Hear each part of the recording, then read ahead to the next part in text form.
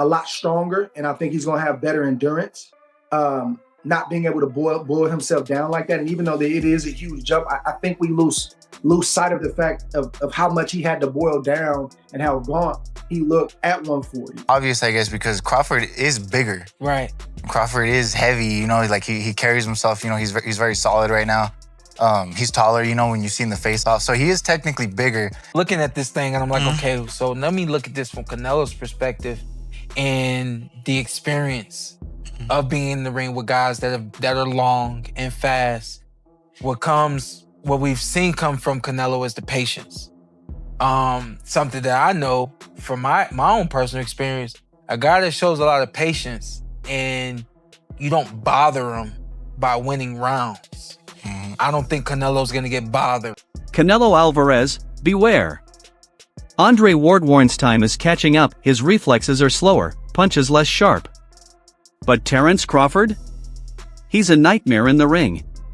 Crawford's timing, power, and style switching can destroy anyone who underestimates him.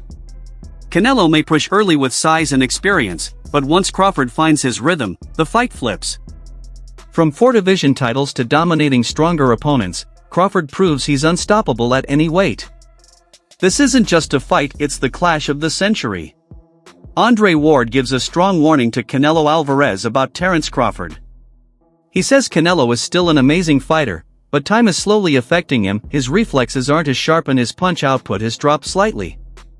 Ward explains that while Canelo can beat most fighters, Crawford is different.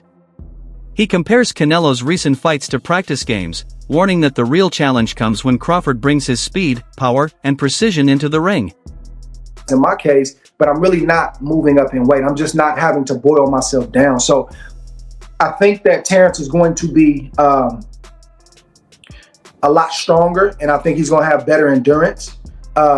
Not being able to boil himself down like that, and even though it is a huge jump, I think we lose sight of the fact of how much he had to boil down and how gaunt he looked at 140, and even quickly at 147. It got to the point where you start to cut into muscle mass. If you know anything about weight loss, at a certain point, that affects you in a boxing ring. Boxing, maybe wrestling, and MMA are the only sports where you have to tear yourself down for two months or 3 months, not just the training, but the weight loss. And then you have less than or right around 24 hours to put it back on, and then you need to go be great the next night. Everybody else gets to play or compete at their walking around weight or their playing rate. So I think that's going to favor Terrence Crawford, is not having to boil down 25 or 20. It's probably going to be about 10 to 12. What do you make of the state of Canelo right now? Because it does seem like he's received a little bit of heat, and I think the last performance, it was somewhat warranted because like the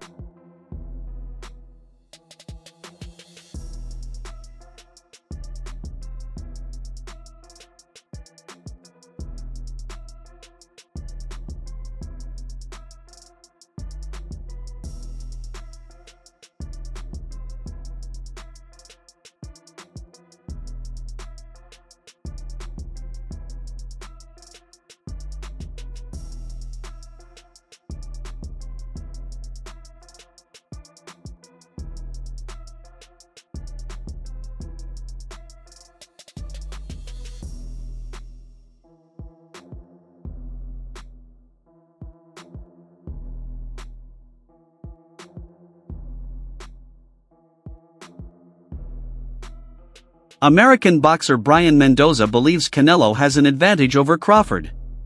He says it's not just about size, but also experience and skill.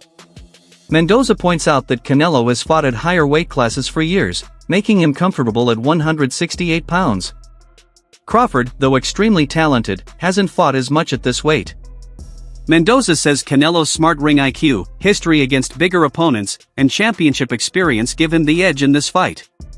We gonna finish this thing strong. Gonna get Brian Mendoza's perspective of what you think about this fight with Canelo Alvarez versus Terrence Crawford. It's so, like, I feel like every day I'm almost kind of changing my opinion, but at the end of the day, I lean towards Canelo because of the size. Yeah. But I know the size thing isn't so, like, so obvious, I guess, because Crawford is bigger. Right. Crawford is heavy, you know, like he carries himself, you know, he's very solid right now. He's taller, you know, when you've seen the face off. So he is technically bigger. It's just the size it's very different when you carry that weight in the ring. That's what you got to worry about performing with.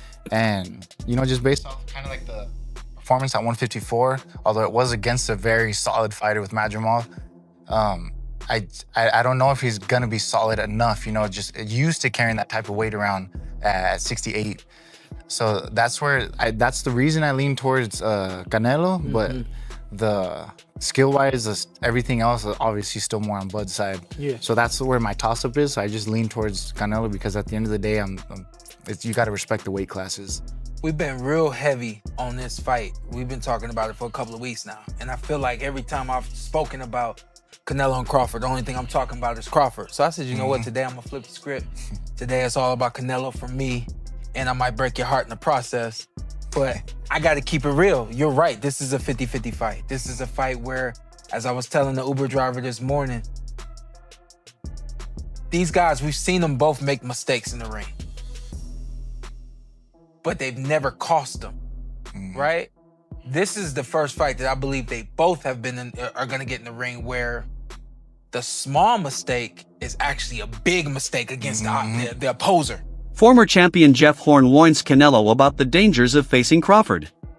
He says Canelo's power and size could help him in the early rounds, and he might push aggressively at first.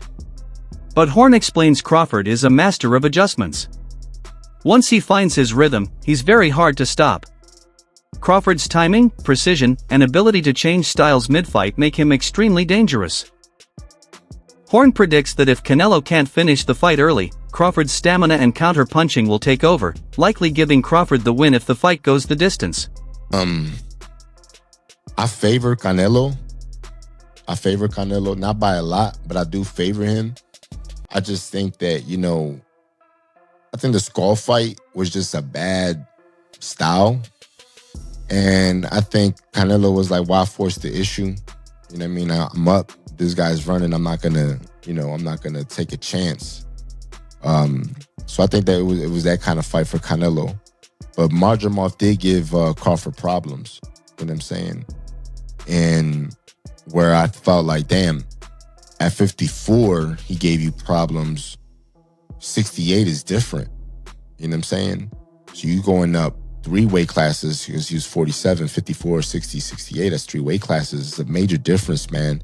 And you know, one thing is like, right, so people are saying Canelo has problems with movers. But the reality is, Crawford's not a mover. Crawford's not a fighter that fights on his feet in the sense of boxing, kind of like, let's say, how a Pernell Whitaker would box or how Landy Lara would box. Crawford is a fighter that works on angles. He's not on his feet like Muhammad Ali. You know what I'm saying? He's not that kind of boxer. So he's going to be there to get hit, you know? And I feel like that favors Canelo, because Canelo's going to hit you in the arms. He's going to hit you in the elbows. He's going to hit anything you give him, he's going to take it. You know what I mean?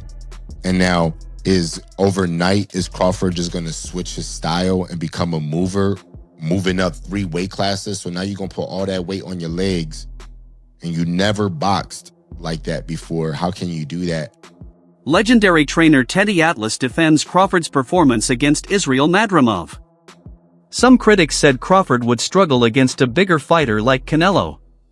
Atlas disagrees, saying it was Crawford's first fight at a new weight and great fighters need time to adjust. He explains that moving up isn't just about skill, it's about timing, range, and staying fast and explosive with extra weight. Crawford already handled Madrimov's strength, showing he can adapt.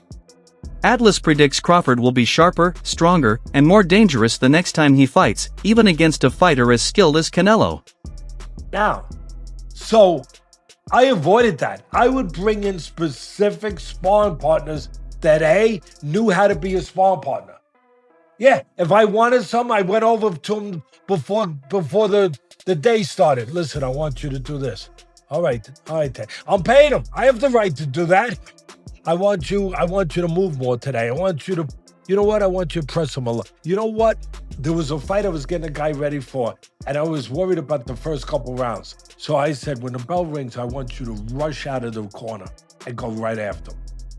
And I was, obviously I had my guy ready because we were getting ready for that kind of fight plan, for the possibility that the opponent would come out that way. So I wouldn't look to get a Boots Ennis. I mean, nothing wrong with that's what they want. That's fine. And I get it, the style, the size, the length. I understand. It's not a bad pick from that point of view. But for me, again, I never go down that road because I got my guy getting ready for a fight. I don't want to leave it in the gym. I don't want to get into that kind of war in the gym. No, I want to have control of all aspects of what the hell I'm doing in the gym to get ready for one night. So no, I wouldn't do that. I'd get the right spar partners. If I thought I had a guy, I get guys that my guy could work with, and if he was having an off day, he could kind of, have his way and do what he wanted with the guy. I'd have one of them. I'd probably have 3 guys, sometimes 4, depending on where we were at, with the calendar when the fight was coming up. Crawford's win over Madrimov at 154 pounds proved he's one of boxing's rare multi-division stars. That victory made him a 4-division world champion, adding to his titles at lightweight, junior welterweight, and welterweight. He's also the first male fighter in the 4-belt era to become undisputed in 2 divisions. Crawford didn't just survive at a higher weight, he dominated. Against the strong and physical Madrimov, Crawford used timing, accuracy, and smart strategy to control the fight. This win showed fans that Crawford's skills work at any weight, cementing him as one of the most dangerous and versatile fighters in boxing today. And a lot has been taken out of you in the gym. You left it in the gym. And we heard that Jaron Boots Ennis was getting the best of Canelo Alvarez in his sparring session. That he possibly gave him a black eye. We saw the knot on his head. That was just a week ago. The fight is next week, next Saturday. So 3 weeks out from the fight, and you having this hard sparring sessions with Jaron Boots Ennis, who wants to prove a point. Leave no doubt. Jaron Ennis is going into those sparring sessions not just to be a sparring partner, but to gauge where he stands against a legend and a Hall of Famer and a superstar like Canelo Alvarez, to understand where he can get better and understand that he can actually compete on that level. So make no mistake about it. Jaron Boots Ennis wasn't in there to lay down. Now, he had a job to do. He was there for a specific reason, which is to give Canelo looks that Terrence Crawford could possibly give him. But you best believe in those sparring sessions, he gonna give what he have. He gonna test the waters to see where he stands, right? Not just to help Canelo, not just to be a dummy. There's a reason you bring in a high-profile fighter. And so Teddy Atlas believes this is a huge mistake on Canelo Alvarez's part, because now he has possibly left it in the gym. And now he got to go into battle with Terrence Crawford. So it's like having 2 fights in a matter of 3 weeks. And your body's going to show the wear and tear. In the sport. And this isn't me glazing, it's just a fact. Canelo has fought the who's who, sure. Were all of them in their prime? No. But that's not his fault. He moved up in weight to fight some people. He sought out difficult opponents and matchups. The same way you're like, oh, Floyd didn't necessarily fight some of the best names in his resume at the best time in their career. Not his fault. Floyd went up and sought people out. So Canelo's sitting there like, yeah, I don't give a shit. And he's pretty much the only guy that can really say that right.